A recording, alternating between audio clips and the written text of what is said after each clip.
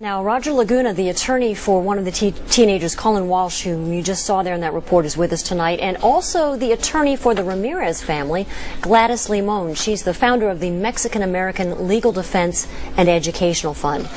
Now, Roger, your client allegedly beat a man to death while telling his girlfriend to get her Mexican boyfriend out of there. How is that not a hate crime? Well, I don't think there's any allegations even been made that that was my client. As you saw on some of the other parts, and if you look in the police reports, the affidavit, there were quite a few people involved, and it's not even alleged that my client. Well, now, Roger, actually, Roger, the Donchek, the third boy who's only charged with aggravated assault, he has gone on the record. He says that that's what your client said. That my client said, get your Mexican boyfriend out of here. Well, obviously I wasn't there, and I haven't heard what this Mr. Donchek said, but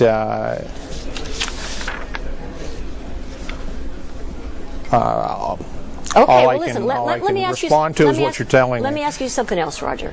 You said there that the racial slurs went both ways. If that's true, what kind of racial slur are you alleging that the victim said to your client and the other boys? Well, a lot of what was said was obscene, very obscene taunts. By whom? Well, by the victim, by the victim. The one who was kicked and beaten and left on the ground, right? Right. Let's pick up Gladys Limon here. Gladys, you represent the Ramirez family, and Roger Laguna says the harassment went both ways. Did your client or his girlfriend say anything to provoke those teenagers?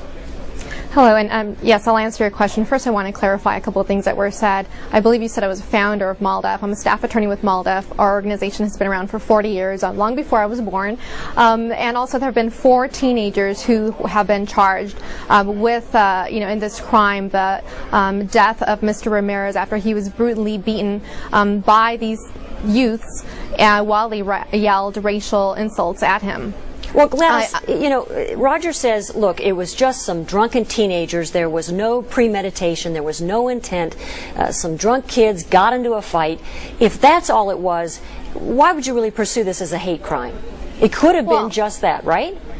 I understand that the defense attorneys obviously will attempt to dismiss this and try to just sort of brush it under the rug and say that it was just a street fight. But what we do know is that the witnesses state that there were racial insults yelled before and after the fight, and at the end sending a strong message to the Latino community and Shenandoah. Specifically, tell your Mexican friends to get out of Shenandoah or they will be lying next to him. Yeah, how widespread? How many reports of these sort of hate crimes, violent or otherwise, do you see now going against Mexican immigrants there in Shenandoah? It's a town of only about 5,000, some economic hard times. Is this becoming an issue? Well, we know that in the last several years there have been racial tensions in that town, that this is not an isolated incident. It's not isolated to Shenandoah. We've seen an increase of hate crimes against Latinos across the United States of 35%, not just against immigrants, but also against longtime U.S. citizens, multi-generational U.S. citizens, legal permanent residents, and this is not just against Mexicans. We have reports of Cubans, Ecuadorians, Salvadorians, anybody and everybody who looks Latino in this country is currently can be a victim of these hate crimes that we believe are the result of the anti-immigrant rhetoric that's completely out of control.